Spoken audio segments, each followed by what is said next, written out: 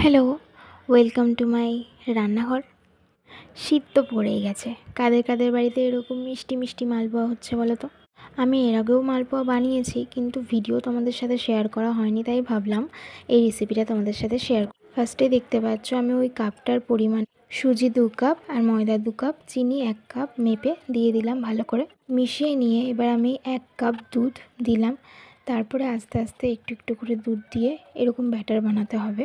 একটু তরলই রাখতে হবে ব্যাটারটা, দেখতেই পাচ্ছ, কারণ সুজি তো একটু রেখে দিলে ফুলে যায়। বেশি শক্ত হয়ে গেলে আবার মালপোয়ার মতো হবে না। তারপরে এরকম মৌরি আমি একটুখানি গ্যাসে তাতিয়ে নিয়ে দিয়ে দিলাম, দিয়ে মিশিয়ে দিলাম। মাঝখানে হাফ চামচ নুনও দিয়েছি, দিয়ে এবার আমি রেস্টে প্রায় 5 ঘন্টা আমি রেস্টে রেখেছিলাম। দেখতে পাচ্ছ কীরকম ফুলে গেছে ব্যাটারটা।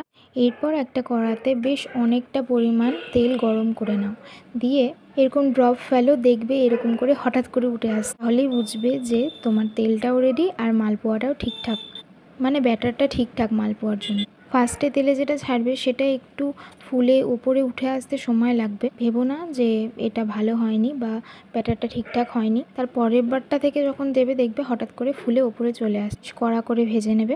যে কোনো রকম শেপে তোমরা বানাতে পারো। আমার তো দেখছো সবই টেরা বাঁকা, কোনটা গোল কোনটা শেপ ঠিকঠাক নেই, এরকমভাবেই বানিয়েছি। আর খুব ভালো লাগে যখন এরকম করে হঠাৎ করে উপরে উঠে আসে তেলে ছাড়ার সাথে সাথেই।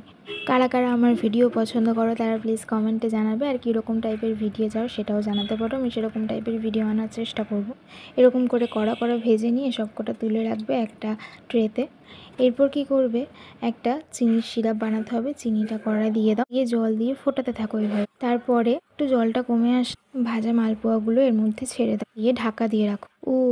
গ্যাসটা কিন্তু তার মাঝখানে বন্ধ করে দেবে। চিনির সিরাপটা হয়ে গেলেই তোমরা গ্যাসটা অফ করে দিয়ে মালপোয়াগুলো দেবে। তারপর আমি মাঝখানে এলাচটা দিতে ভুলে গেছিলাম। চিনিটা যখন জলের সাথে ফোটাবে তখন এলাচগুলোও দিয়ে দেবে, আমি পরে দিয়ে ভালো করে মিশিয়ে নেবে এভাবে।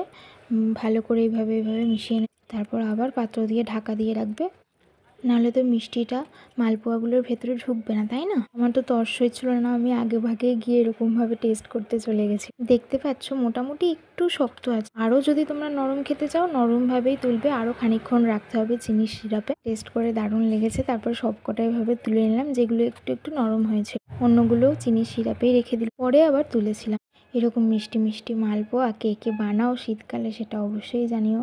আর আমার ভিডিও ভালো লাগলে প্লিজ একটা সাবস্ক্রাইব করে দিও। সবাইকে অনেক অনেক থ্যাংক ইউ, বাই। আর শীতের অনেক শুভেচ্ছা।